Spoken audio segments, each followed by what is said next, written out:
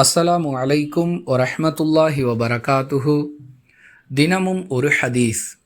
இஹ்சான் என்றால் என்ன என்று அல்லாஹுவின் தூதர் ஸல்லல்லாஹு அலைஹி வஸல்லம் அவர்களிடம் கேட்கப்பட்டது.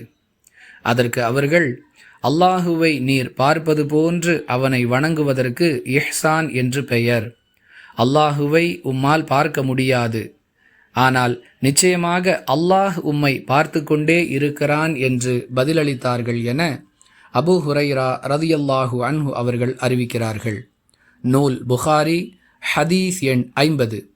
அன்பிற்குரிய அல்லாஹுவின் நல்லடியார்களே, நாம் ஈடுபடக்கூடிய வணக்க வழிபாடுகளில் அல்லாஹுவை நாம் பார்த்து கொண்டே இருக்கிறோம் என்ற எண்ணத்துடன் நாம் அவனை வணங்கினால் அந்த வணக்க வழிபாட்டில் எந்த அளவிற்கு மன ஓர்மை ஏற்படும்.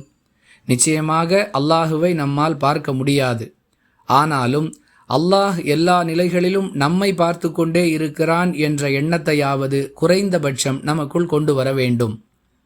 இதன் மூலம் நாம் நன்மைகளில் அதிகமாக ஈடுபடுவதற்கும் தீமைகளை விட்டு விலகுவதற்கும் வாய்ப்பு ஏற்படும் என்பதில் சந்தேகமில்லை.